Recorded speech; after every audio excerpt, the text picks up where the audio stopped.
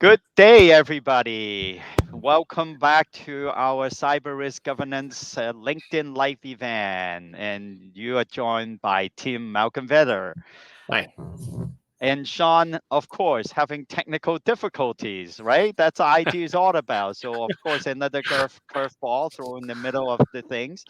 But let me introduce you to Tim, one of my favorite person to talk to because we can talk tech all day long.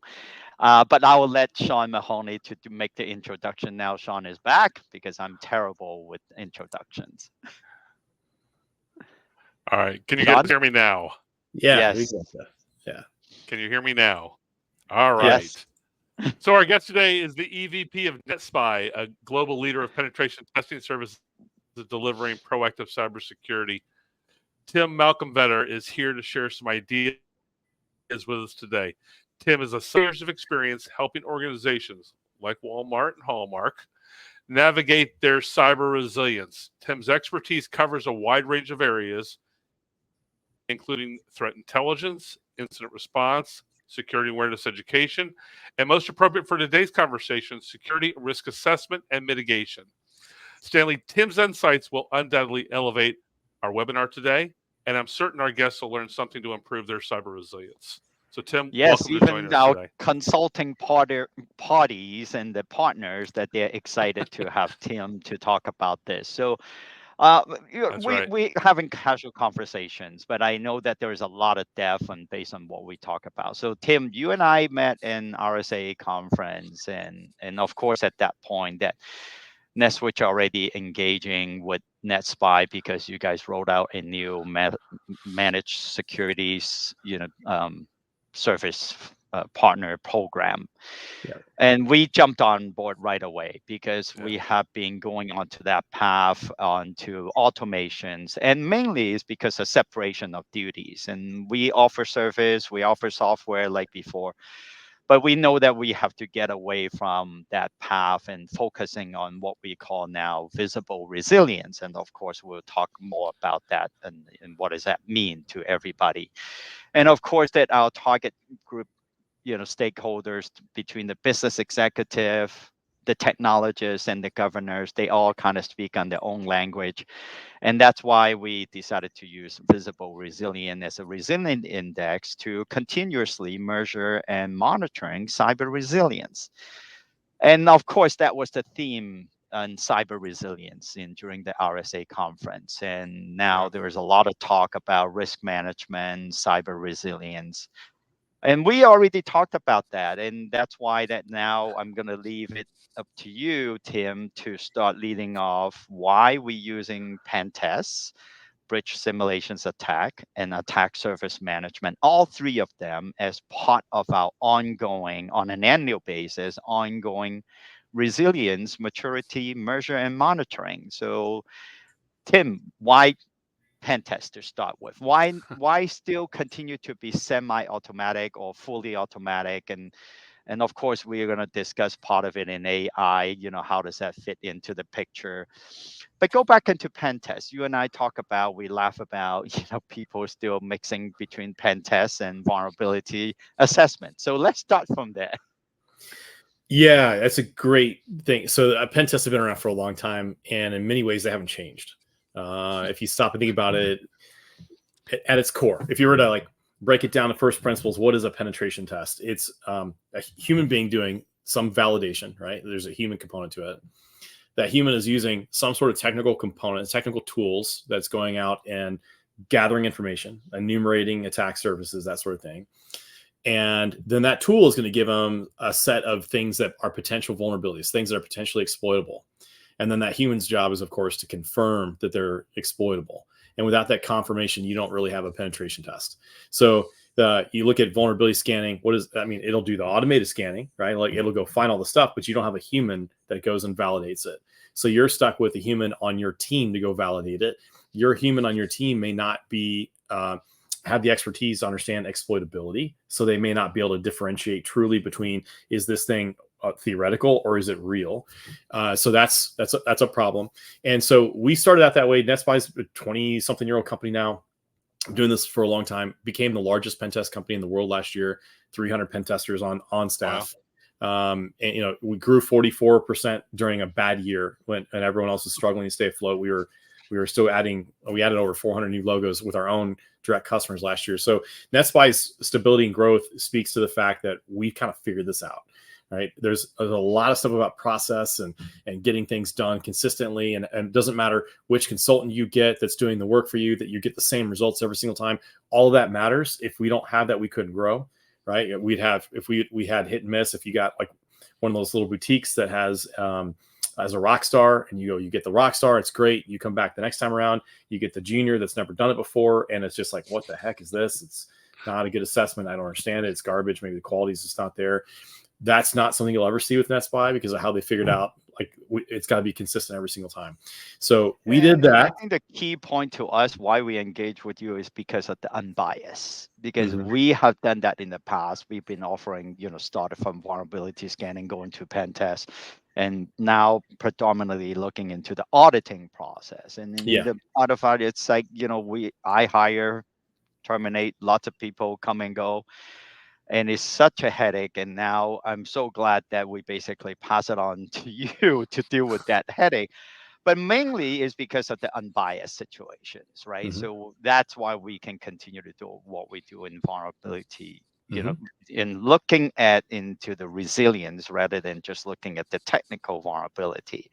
Yes. And I think the more important part is adding the governance process into your result, so we can provide the roadmap. Now, this is the part that go back into my earlier questions. Automation, semi-automatic. How does your company continue to evolve in that space of now AI is taking over the world, right? Yeah, it's not taking over pen testing yet. It's doing things to assist. Hear that. Yeah, we're actively chasing it like everybody is, right? We're looking at it. We test all the big AI models, by the way, all the big tech companies that are out there. We're almost all of them have engaged us to actually test the security of their models. So not only are we doing AI for security, but we're doing security for AI, right? The other direction. Right. But yeah, how we're looking at automation is just how do we scale up? One of the biggest things, if you stop and think about it, if you remember the whole debate 10 years ago, everything was agile. Everybody was talking about agile, and pen testing has still continuously been waterfall. I mean, we pretend that it's agile, but you see these really big shops that have a lot of software development and they do a lot of application pen tests and they claim they're all agile and they run sprints and they get a feature done and they ship it over. The last step of that is still very waterfall because it's like it falls off. It's now in prod, and I put a tester to go test that one function. And so the question is, how can we take it away from this point in time testing, this waterfall approach? Even if we do it quarterly, that's better than it was when it was just annual. But what we see is like your customers, for sure, somebody watching today probably has assets that are facing the internet they don't know about. That's the first thing. And even if they don't, they will tomorrow or next week or the next month or whatever. And yep, we can do a pen test once a year, once a quarter, once a whatever. But you always get the auditor perspective. The syndrome happens where like, oh, the auditor's coming, clean up everything. Right. Let's get it all cleaned up. Then we'll have a clean pen test. And it doesn't reflect reality. And it also doesn't reflect the fact that your environment's changing. It's dynamic, right? So there's stuff that'll come and go. So that's where we started going towards attack surface management, ASM. That's a Gartner term. I don't think it fully captures what how NetSpy approaches it. Yeah, I like Sean. All of you are laughing at the Gartner term. We love the Gartner terms. We have to live and die by them. But it's all marketing. It is.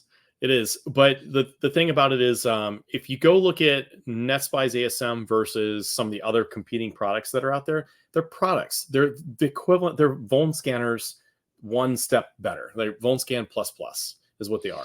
Because they're going to go and they're going to do the stuff. At the very beginning, I said first principles. What is a pen test? And it's a human that's using a tool, and then they're validating the output of that tool.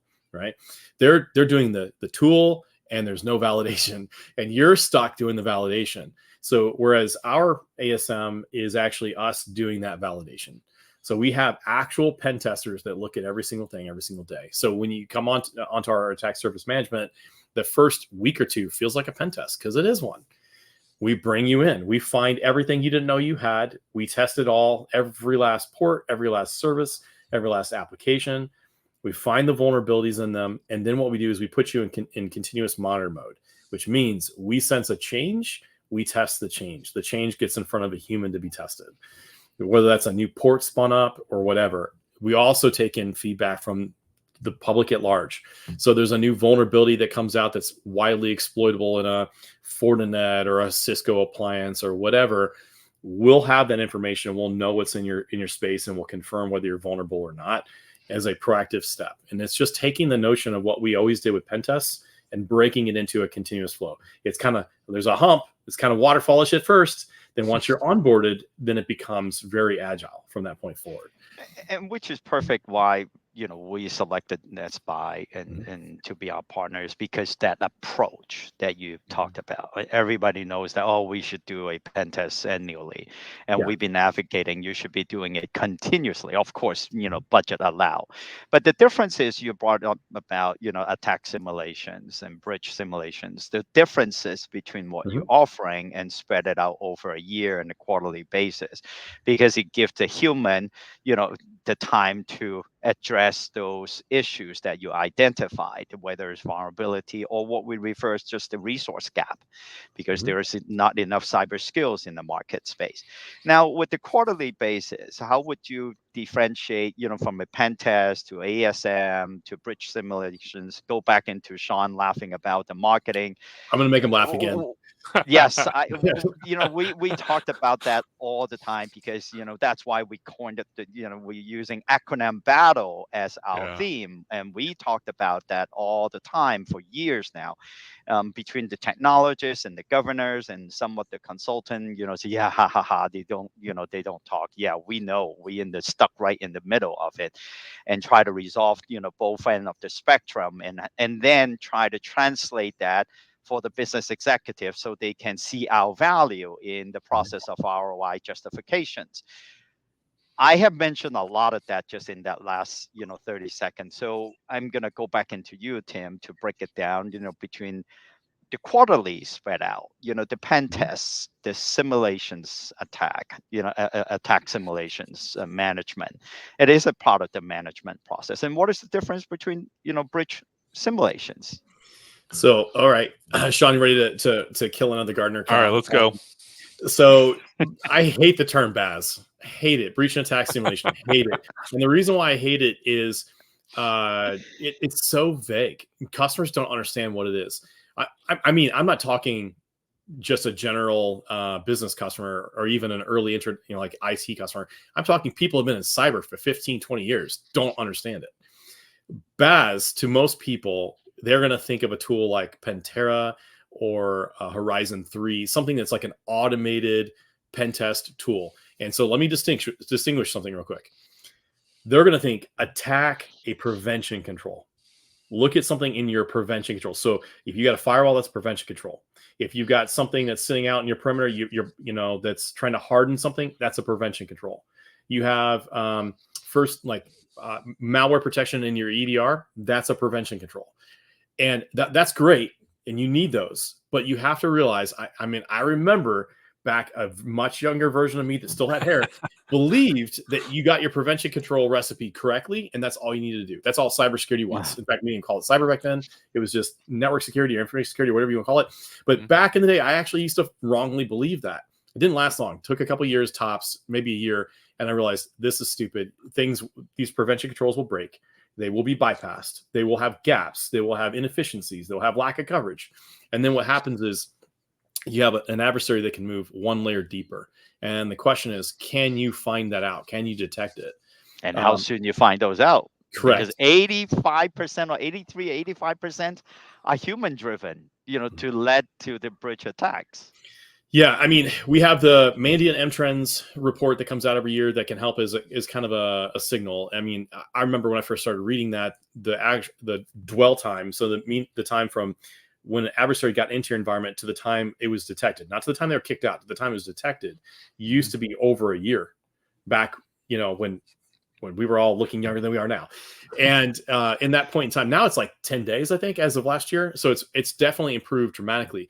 But part of the problem is that your indicator that your adversary is there is when they send you the ransom note, right? That's how you find out. Their tactics are different than they were 5, 10 years ago, even 15 years ago. 15 years ago, their tactics were steal something that they can monetize outside. It was steal intellectual property. It was steal credit cards, steal account routing numbers, and run wire fraud transactions. And now it's all, that's all extra work. I don't need to do that. I'll just get king of the hill real quick, lock you out of everything, and then sell it back to you. And they don't have to understand who you are. They don't have to understand your business. They don't have to understand anything. What's funny is now they're tracking how much revenue you have. There was one that came out just yesterday.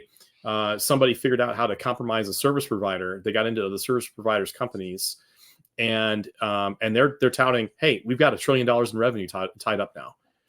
They're touting the revenue of the combined customer base of that service provider. It's a different world. And so going back to BAS is actually about detection controls. So it's about knowing where your detections exist, how good they are, what's your coverage. And guess what? It's not nearly as good as what everyone says. And if you're familiar with things like MITRE ATT&CK, that's a great taxonomy. Do yourself a favor, cut the ends off of it. Don't look at the left couple of columns and the right couple of columns. It's where most people waste their time. If you look at MITRE ATT&CK and you look at the left columns, it's like an adversary is planning on running an attack. What coverage do I have for that? None. Like, what are you going to do? You're going to go track every threat actor out there and every wannabe criminal and figure out, oh, they're having bad thoughts today. No, you're not going to be able to do that. So don't waste your time with that. Just focus on the execution, the persistence, the lateral movement, the discovery. That phase right there, that's the sweet spot where you want to light up. That's like if you're doing, if you're hunting big game, that's your game trail. That's where you want to light up. Or another analogy I like to use, I love the Home Alone movies. I grew up, as a kid watching those. So I like to say, you're Kevin McAllister, and those are your micro machines. You put those out there, and all the broken ornaments. You want to light that space up, because that's where Harry and Marv are going to come through the window, right? Like that's where they have to go. So NetSpy's BAS is all about understanding exactly what your true detection surface is, because you need to realize, going back to resiliency comment, Stanley, your prevention controls will fail. So are you resilient enough to detect when it happens? How good is your detections? Where are your gaps? What can you shore up? What can you tweak with the tools you have? What changes can you make with config? You're not necessarily buying something. And then from there, then you can start talking about response and how fast your response times are. So yes, Sean, I don't like BAS and I don't like ASM as terms because I think they're confusing, but do we have something better? I don't know. So this seems to be a real change in approach to security overall, from a reactive, or that once a year check the box, into more of a proactive posture. It's going to happen at some point. So just being proactive to keep things up to date is really what all organizations should be looking at now. Yeah, 100%. One of the things when I got to NetSpy a little over a year ago, or about a year ago, we were the category king for offensive security. That was the term. The category is offensive security, and now it's been this like slightly professionalized way of saying hacking, saying penetration testing, saying everything like that.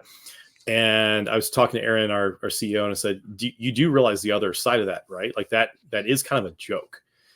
Some red teamer once upon a time put out on Twitter that I am offensive security, meaning he is inflammatory. He is degrading people. It's not a build up. It is not a positive message necessarily. And there are a lot of great people that are in the space that don't necessarily think that, but there's enough that it's like, hey, if we want to be the largest firm in the world doing this, and we want to be taken the most seriously, and we want to be viewed as somebody who's really trying to help these companies' postures get stronger and get more resilient, the way you do that is by rephrasing and repositioning it to more proactive security. And that's part of the reason why we switched and we changed that perspective. We said, okay, everything we want, like if you stop and think about it, everybody's either, I like the left of boom, right of boom analogy, if you're familiar with that. So boom being something bad, maybe malware getting in, bad guys stealing credentials, getting into your environment, whatever bad is. Left of boom is all the stuff you can do to prevent it from happening and be ready for it. And that includes testing your detections. That includes testing your prevention controls with penetration tests. And then everything right of boom is, oh no, the bad thing happened. I gotta contain it. I gotta respond to it. I gotta do all the long tail of cleanup, the the credit monitoring and the letters and the PR and the what's happening in my stock, what's happening with investors, like all of that. Obviously, you don't want to get there, right? So focusing on the proactive, this is an easy understanding. Like a lot of people say yes, or you can go Benjamin Franklin, an ounce of prevention is worth a pound of cure, right? That's right. Yeah. And You know, look, that actually taking it into the next steps, and what I have been talking is be to adaptive strategy, and it taking it into one further step is because now the board of directors and the rest of the C-suite, I would say, is more about their personal liabilities now, because what happened to SolarWind, and of course the SEC rulings come on to the place as well. Now, how can we take it from a day-to-day operations in this attack simulation management and the pen test, and taking it into the everyday to satisfy what I call the first line of defense, which is cyber insurance, and the last line of defense, legally defensible evidence. After the data breach happens, how can we bring that into as part of the evidence to please the regulators? Yeah, that's a great question. That's part of the reason why we partner with insurance as well. So Chubb is one of the largest cyber insurers out there, and we've done press releases about how we are their go-to partner, and they're starting to look at us. They're using our attack surface management as a first step for part of getting a quote. So whether it's a brand new insurance quote or it's a renewal, one of the things they're doing is using our attack surface management to go assess your attack surface. And then they're using that to grab data points out of that goes back into their actuarial model so they can anticipate how likely are they going to have a claim from you, right? And even if they don't know today, we give them enough data points that maybe in a year or two, as they start having other claims across their customer base, there might be other things that were indicators that they didn't see that would have been present across all of them. And that's how they do this. It's kind of like, hey, you know what? You're 16 and male. Your insurance is going to be super, super high and through the roof, right? The equivalent of that in cyber insurance or in the cyber world is, hey, you have a Windows desktop with remote desktop protocol, RDP, exposed to the internet. Like that is like you're 16 and male. Like, who gave you the sports car? That is not a smart move, right?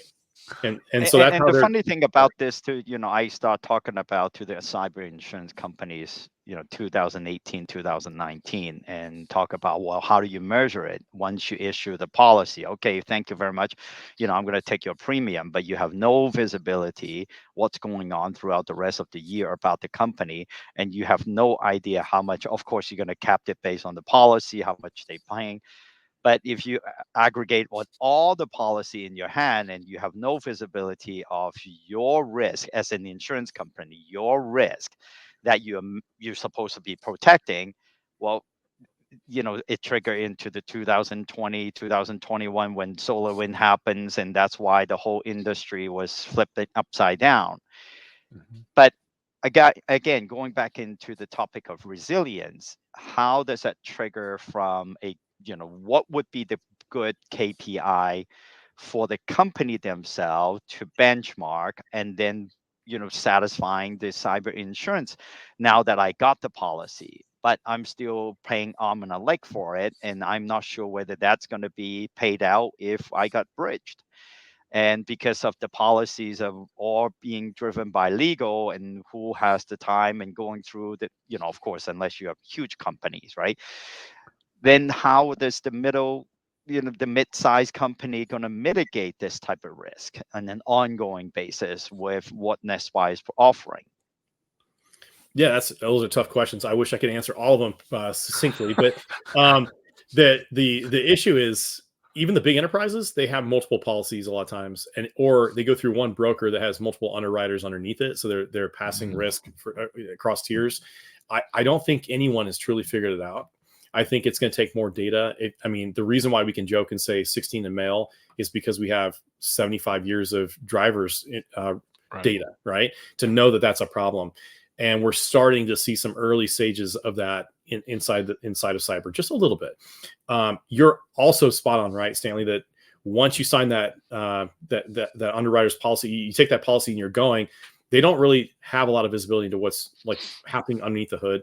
And the insurance companies that I talk to, they know this, but they're also really concerned. They don't want to be pushing their customers and scaring them by saying, hey, can I take a peek behind the curtain to see how you actually run things on the inside? They feel like if they do that, customers aren't necessarily going to go for it. I do think that that's inevitable. I think that is going to be the way things are going because, as you know, Stanley, like they're looking at your breach report. They're looking at it to see whether or not you qualify for a payout if that happens. So the cyber insurance companies are sitting on the biggest pile of true incident response level threat intelligence more than anybody. If you look in the threat intel world, and this is like kind of pivoting a little bit, but in the threat intel world, people are you'll see a report, threat actor XYZ just did this certain thing. And it'll be high level and you'll be like, oh man, I'm really worried about this. How do I know that I'm there? And in the breach and attack simulation space, where we play, some of our competitors will quickly put out a package. You can download and run this playbook and you'll be ready for threat actor XYZ. A couple caveats with that.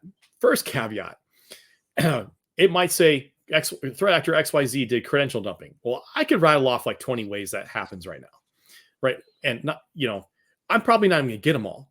So how do we know that they have all the right ones right there? And how do you know that the test, the playbook is actually going to include the right ones in it? The answer is you don't know that, right? You don't know that. So your techniques that they're using may not be correct. Secondly, a lot of times this threat intel data from these breaches, when it comes out, is years old because breach companies don't like to tell everyone that they got breached. It's kind of embarrassing. Right. And when they are breached and it is embarrassing, they still don't go down the details, right? To what level? It rarely comes out. So who's sitting on the true level of details? That's the cyber insurance companies, because they're actually going back and seeing this. So what's cool about that is that means, in retrospect, let's say examplecompany.com got breached. Cyber insurer X comes in and looks all through this and they say, okay, well, here are the characteristics of this that we see based on the forensic report. Cool. I'm going to log that over here. And after you do enough of these, you have statistically relevant data that starts to pop out. And then they can start to see that signal and they can start to say, okay, you're 16 in male. Here's the 16 in male. Okay, I see where that pattern is. Now, how can I learn that in advance? If I can't because of privacy, everyone pays. Everyone's premiums are going to be the same, and you're all just kind of screwed. And there's going to be that one guy that ruins it for everyone. And that's what it is. If they can see it, which is where they're using us for some of these signals on the outside, they can say, "Cool, you use NetSpy ASM. We're gonna run an assessment of you, and if you have good hygiene, we will give you a discount." Now, we all know that discount versus higher price, that's really just a perspective, but it's an incentivized approach to go and say, you should be doing this so we can learn more about you so we can give you a more relevant price. Well, Right. and I see bring it that back as a little into bit driving down resilience. the street, looking at homes and saying, oh, that one's pretty. They get a good premium discount. This one looks kind of run down. They don't get a good premium discount. Those It bars and doesn't windows give look you a good. whole I lot think of they might work. information. Yeah. And Or going back into our discussion is where do you measure it? What is the standard? Is there, well, right now there isn't a standard, but of course the industry keep changing. And go back into the EV car as one of the, article I read, Lexus, and actually, getting all the EV car drivers, actually sharing the data every day. And all of a sudden that they got a premium being increased because the behavior, how they drive that car, yeah. they didn't even think about it. All of a sudden they got a additional premium. Oh, because the way that you drive this EV car, now you got additional premium. But I think let's pull back into what we talked about in the resiliency in that perspective, in the daily collecting the data and measuring and monitoring, and which is what I'm trying to get into is now how do I know that my company is successful? Or being resilient in that maturity perspective without talking about particular tools. I already invested a lot of money into IT, cybersecurity, and of course my team has done a fantastic job. But as a business executive, how do I know that is true? Going back into trust but verify. How do you verify? And I think that's part of the reason why we want to focus into separation of duties is, Yeah. we don't just come out and claim that, oh, we have done it, Right. pat ourselves on the shoulder. We want to have third party, including consultants, incumbents saying that, okay, this is the right thing to do. Well, first, let's agree, is this the right thing to do? Or is it just, we just want to check the box? I keep saying the personas, right? There's only really two categories of personas if we want to boil down to simplifications. Is one is check the box. Well, what the regulator or the compliance tell me to do, that's all I'm going to do. And now is moving towards, well, we better do the right thing because of the last line of defense. We better collect those evidence. But in that process, how do I know what is the right thing to do? That's such a hard question, I Tim. always doing, Like, like, yes.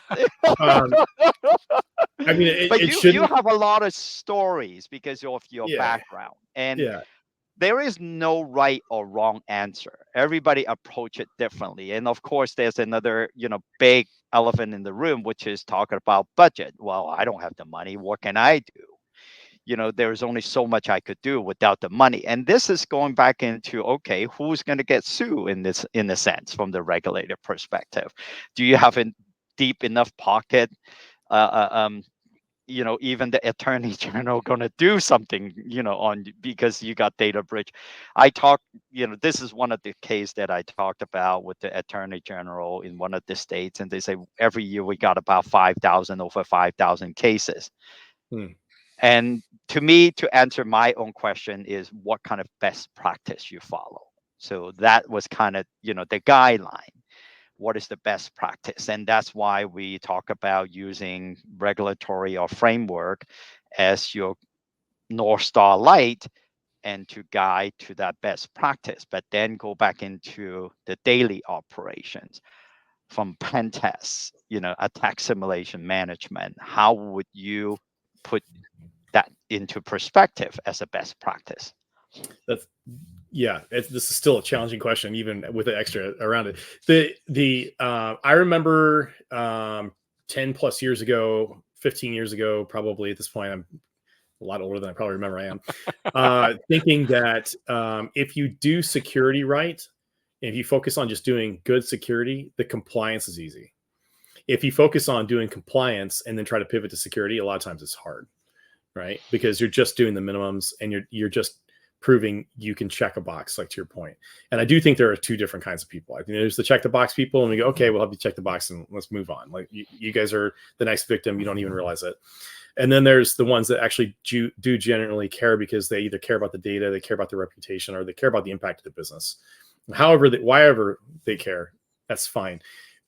It's all about making sure your prevention, like step one, you have to know what you've got.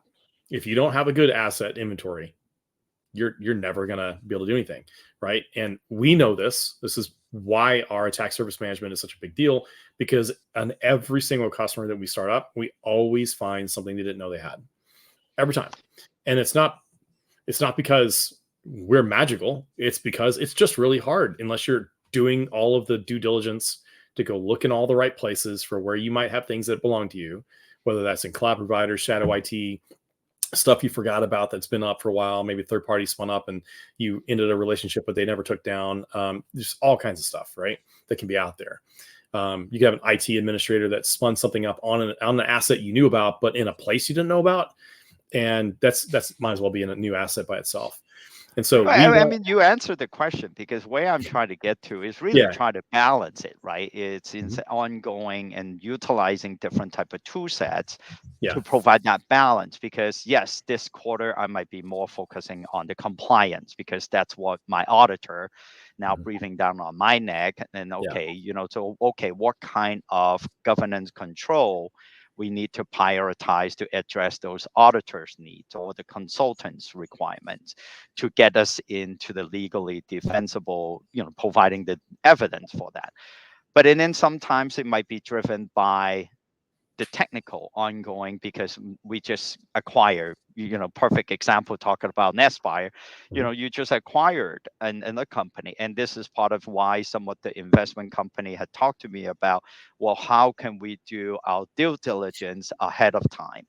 And before we acquire. And the perfect case study we talked about is like Yahoo, and then versus Marriott buying Sheraton. At that point, one had done the due diligence, they find out all the the data issues that they had, and so they discounted the price. And this is what I'm trying to say is leading into the adaptive type of strategy. And with your quarterly offerings, so we can, yes, you might only do 1 year an annual pen testings, but in the quarterly basis you're doing other activity, and then as a group of stakeholders, now they can look at it and tethering with the compliance and the regulatory priorities.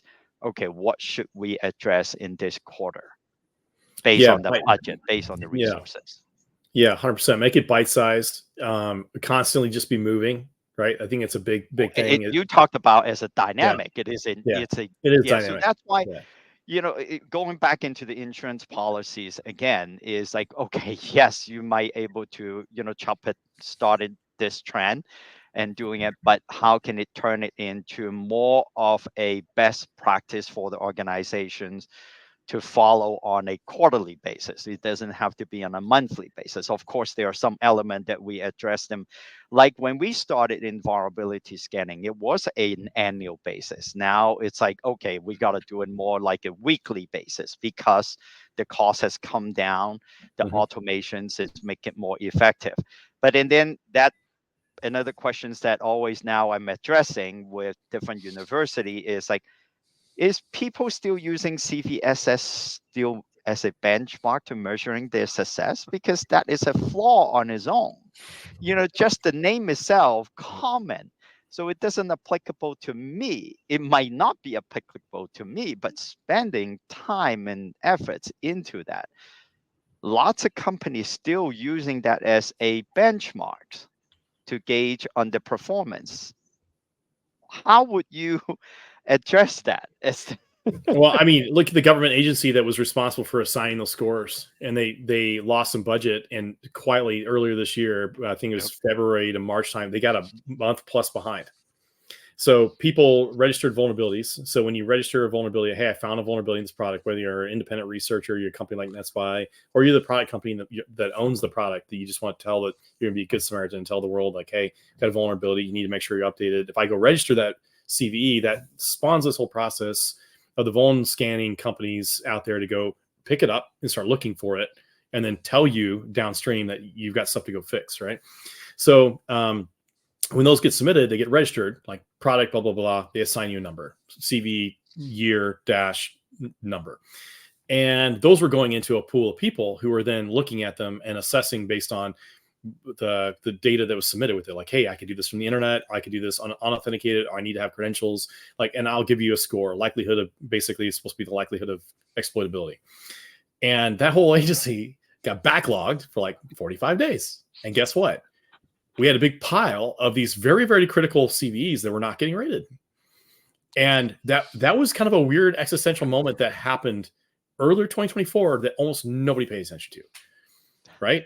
Almost nobody. If you stop and think about how bad that could have been, I think it is largely caught up. I think the whatever political thing, I try to stay out of that, got sorted and they got funded. But for a while there, like, they were so clogged up that you can imagine critical CVs not getting the correct scores, not feeding the machines that were dependent upon that data.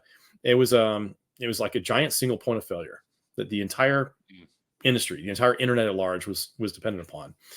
And so, like, it didn't feed the machines. It didn't feed the discovery. And even though that you okay, now 45 days later, as a practitioner, the InfoSec team, they keep on scanning. Now you're already 45 days later. Maybe and it would then have been picked up. Right. Or maybe you can't. I don't even know. We would be really curious. Somebody should put some of these under the microscope and look. I bet some of them individually came in at the lowest possible score. And so they'd be like I don't know, 0 or whatever. And probably wouldn't have even registered as like an informational, right, on your report. So you wouldn't have even probably chased it if you're like, and like, I don't know who has time to look at anything. They're chasing the wrong ghosts. Right.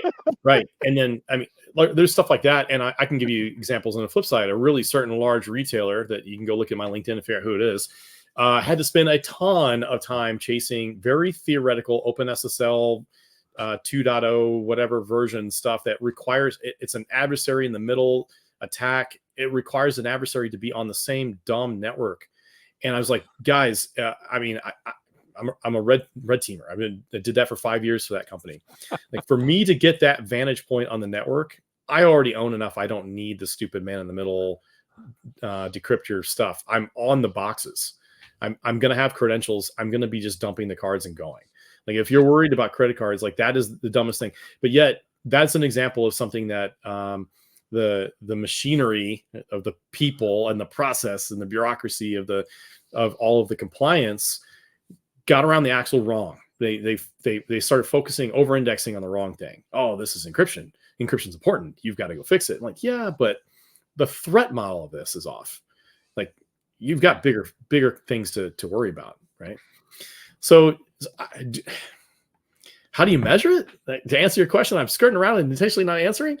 It's really, really hard. I think if I was a CISO today looking at this, I would say, how well did I enumerate my attack surface? How many things caught me by surprise?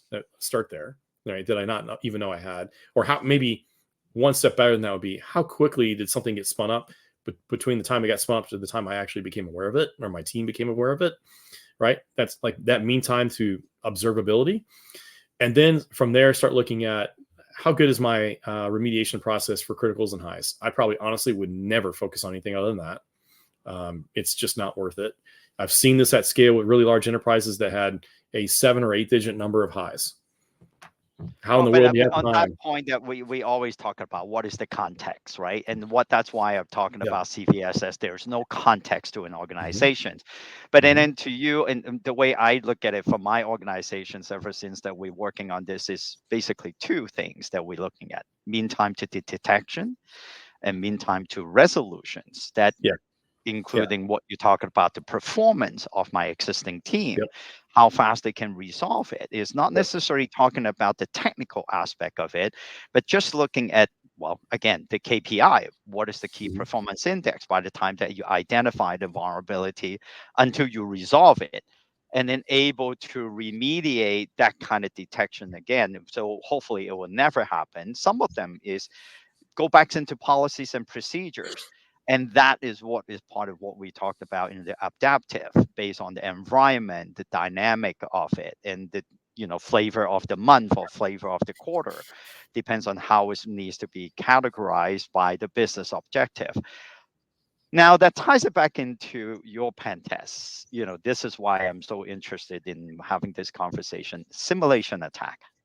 Now, we know what the pen test does. Most of us already know, been using it for years. And like you said, nothing changed. But what it goes back into addressing the point is, once we identify the 0 day, which we just talked about, we haven't even talked about the 0 days, besides the CVE, which is known already is a signature base. Now the 0 days, and then how fast it can be addressed. Now, that's the pen test. Simulations attack, or bridge simulations attack surface management.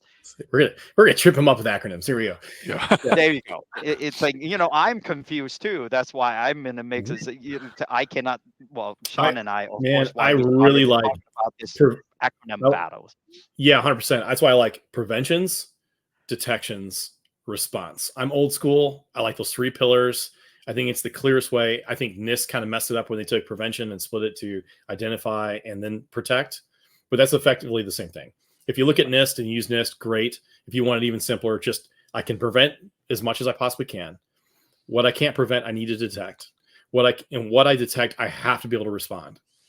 And I have to be able to, you use a classic medieval castle. I've got my castle wall. That's my prevention control. I need to be able to detect when somebody knocks a hole in it or scales it, right?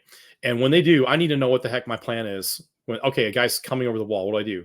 Run around, scream, or do I shoot him with arrows, right? Like, that's what I needed to understand back in that, if I was a medieval castle person. Perfect. Let's put that into the perspective, into the quarterly basis, for the business executive to understand. What should they do in a quarterly basis as a prevention? So I would, so let's say we're looking at like a quarterly business review, and how good was I at, or how good was my team at identifying assets I didn't know, the thing we talked about a second ago, that leads to how good was I at remediating vulnerabilities, which is what you were just talking about. That's my preventions. Cool. Not good. Great. How good is my detection controls? Did I do an assessment this quarter?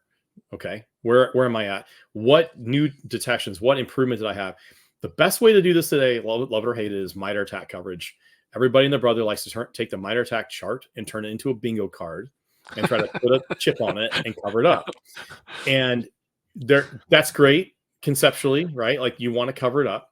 Like I said at the beginning of the call, like cut the 2 columns off on either side because that's not worth your time. Literally one of the columns on the left is like people discover stuff on you have facing the internet. Like, what's your detection coverage for that? Well, if you're on the internet doing business, it's stupid. You have to have it. So ignore all that. Just focus on those middle like 5 columns. And then you have to also understand that just because I have a detection for one of those squares in the chart doesn't mean I have other detections for every permutation of that.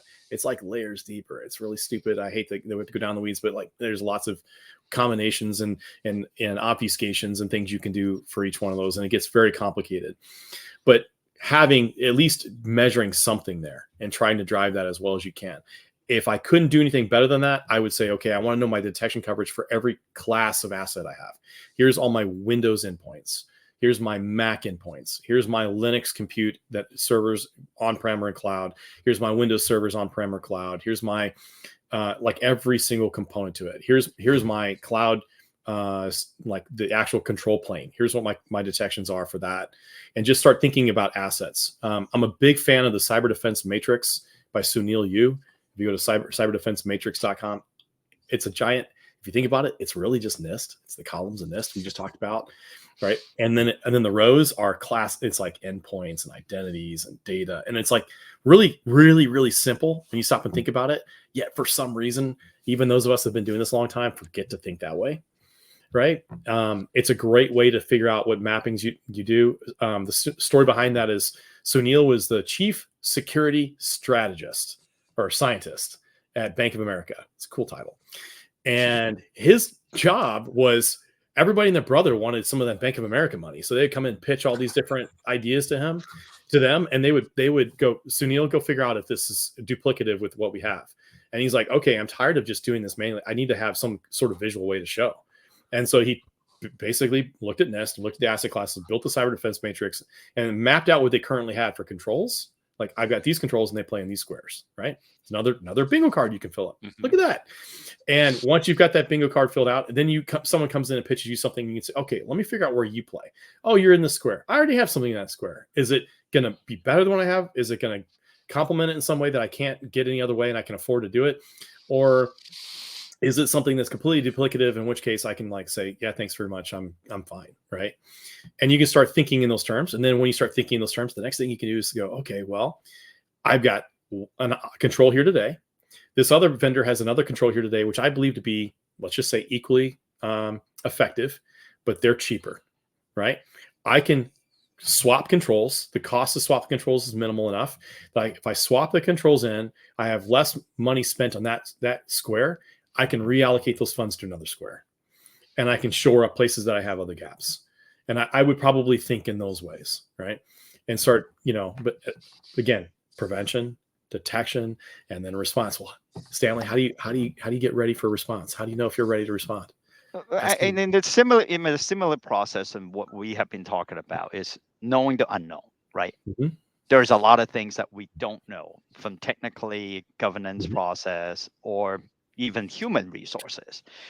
So how do we find out what we don't know? That's the first critical part, right? And that's where pen tests could come in and basically measuring the performance.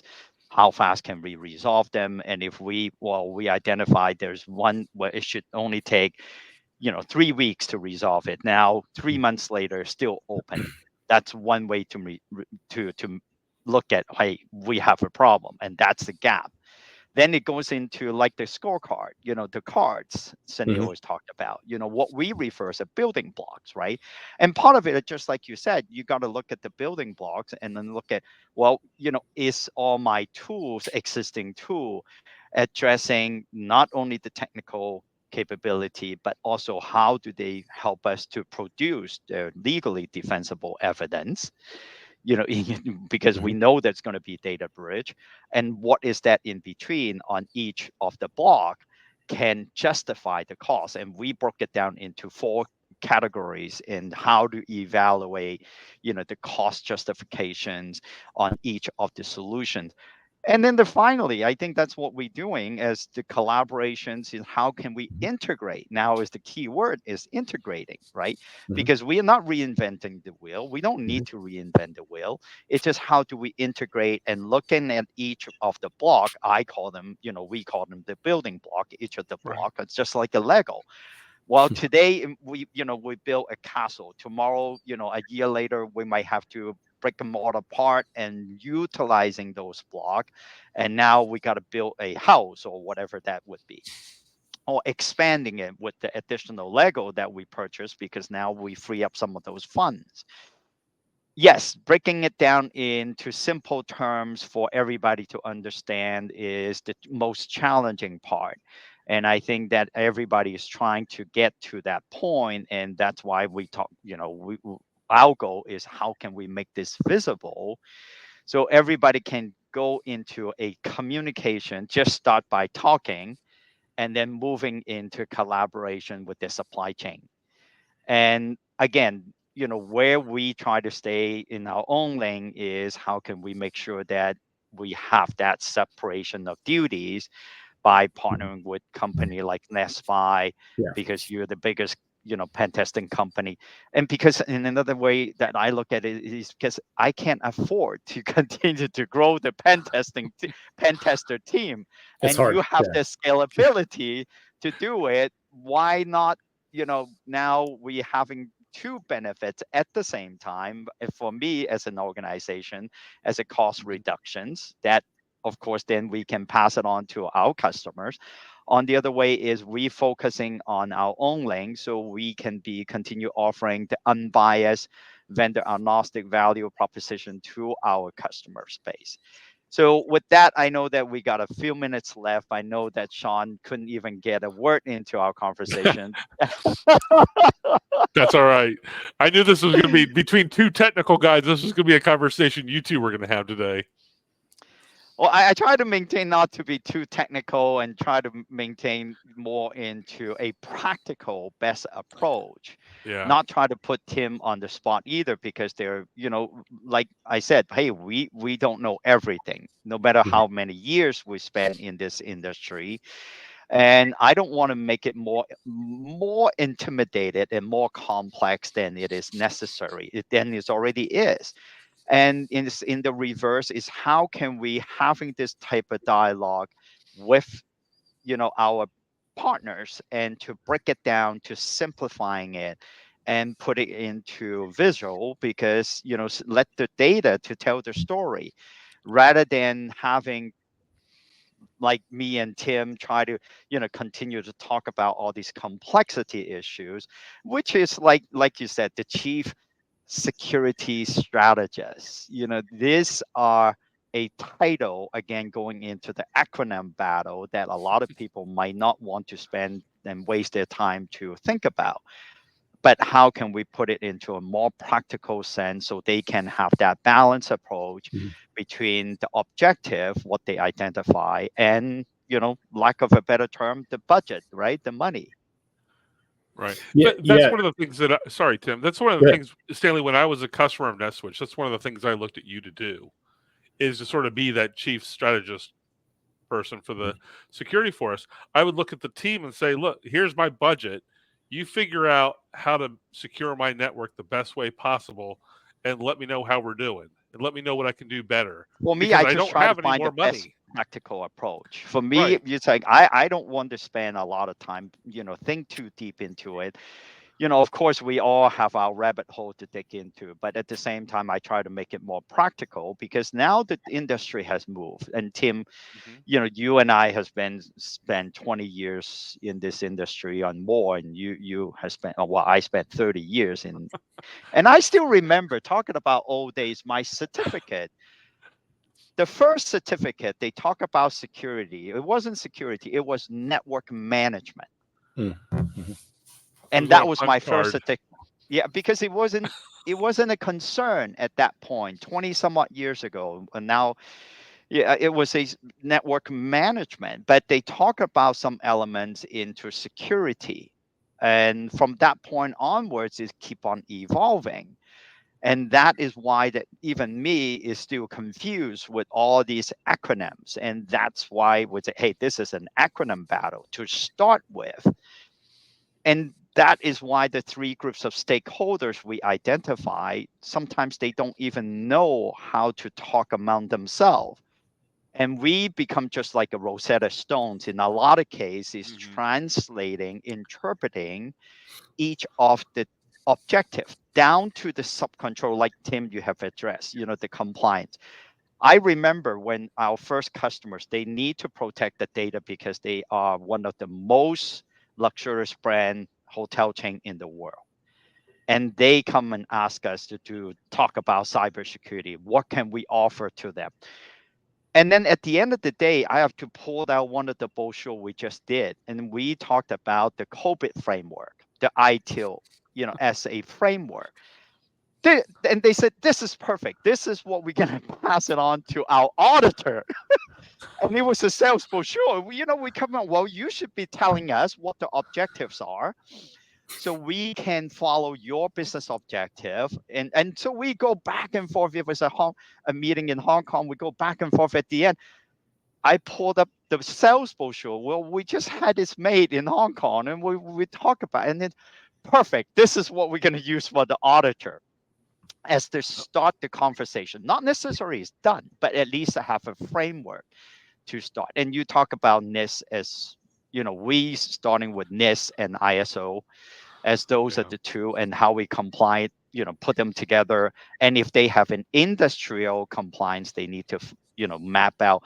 Then we start that conversation with those, the global element, the regional element, and then the industrial element to start the conversation if they don't know how to start. Sorry, Sean. Again, That's okay. I dig into my rabbit hole again. Tim? No, I think it makes a lot of sense. To go back to one of the things you said a minute ago, cybersecurity right now is going through kind of a specialization phase where I always like to joke and tell people when I started cybersecurity, there was no specialties, but information security was the specialty. That was your job title. And it meant you ran, like today, what would be viewed as 30 or 40 different hats in one role. Right. And it's just what it was. And if you look at like any other field, when you start to specialize like that, the talent for certain specialties tends to centralize, right? It tends to go to different components, different companies. You'll have a product company start to do things really well, better at scale than anyone else. So that they attract that talent and they have the economy of scale to do it. And I think we're starting to see that, right? We're seeing that in the detection side. Like if you go look at all the detection and response products, we had, obviously CrowdStrike and Carbon Black back in 2011 became the first endpoint detection and response EDR products. Now you've got cloud detection and response, identity detection and response. Right. There's even startups trying to be SaaS detection and response.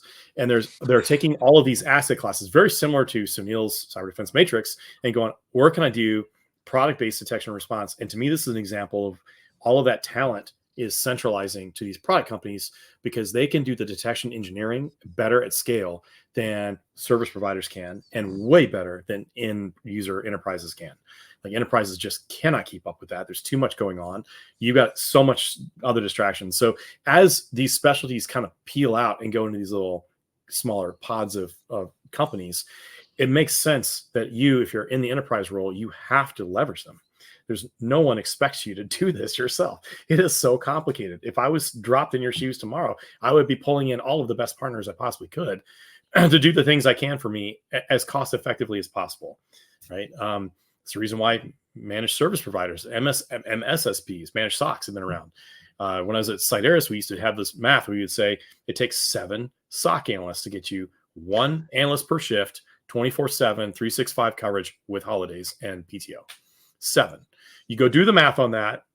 Let's say you get them really cheap. Let's just say it's nice round 100K, fully burdened, taxes, everything.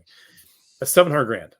A typical customer that was looking at a $700,000 internal spend could get that same thing for $250K, right? Back in that time frame, right? Roughly.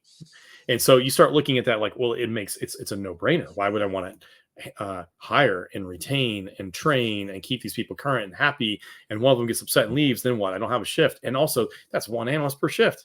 What happens if I have a bad day and I need 2 people on, or 7 people on, right? Like, it just made sense to centralize that kind of stuff out. That was one of the first things to really centralize in these little cohorts of, like, you know, in cyber. And we're seeing this now throughout everywhere.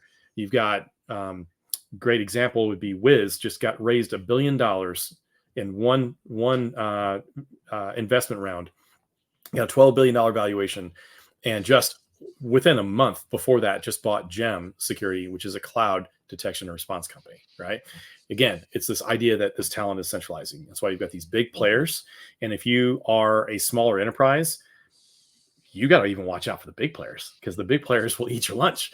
They want to have everything for you. And then suddenly, before you know it, you've got a fox and henhouse scenario, and like, they're running everything for you, and you don't know if you're doing a good job or not, which is why I really like the NetSwitch partnership here, because you guys are going and doing the stuff. You are the fox, but you're not. I don't know how this analogy is going to fall apart, but you know what I'm saying. Like, we're the fox in this, I guess, and you're the. I don't really know, but depends on how you look at it, right? Yeah. Depends on your perspective, and that goes back to the separation of duties concept you said before, and not putting all your eggs in one basket. That's obviously a big, like, in terms of risk. That's as old as the hills, as they say, right? You don't want to put all your eggs in one basket. So putting all your stuff in Microsoft E5, putting all your stuff in CrowdStrike, putting all your stuff in Palo Alto. These are all potential firms. Yes. Right. Yes. Yeah. Right. So for the SMBs that we deal with, oftentimes, what we're trying to do is sort of that Costco model. We're trying to bring enterprise solutions down into the small and mid-sized businesses that can be affordable, it can be approachable, and we try to utilize the resources of big organizations like a NetSpy to filter it down to make it understandable to bite-sized bits of information for their internal IT or their external if they have an MSP. Understand what needs to be done, do it on a continuous basis to increase that resiliency over time. It's not going to be done in 1 month. It's not going to be done in 1 quarter. It's like, you know, exercising. If you're fat and you need to get thin and healthy, it's going to take time. So it's the same sort of thing. Do it over time, and you're going to become a lot safer and more resilient than you are today. I love all of our analogies today. We did Legos, we did castles. I lost count of some of them. Healthcare, you know, like healthcare. a Fitbit. I use Fitbit a lot of time as an analogy, how we measure and monitoring. But anyway, I think we ran out of time. We've already went over. You know, we minutes. didn't use our car analogy like we usually do. Oh, but we got a lot to talk drivers. about. Tim, we're going to invite you back for our next one. All right. All right. Thank you very much, everybody. Sorry that we ran over, but really appreciate Tim's time, taking your precious time and, you know, have this conversation. Thank you very much, everybody, for joining. Thank you. Thank you, everybody. Thanks, Tim. Bye-bye. Bye-bye.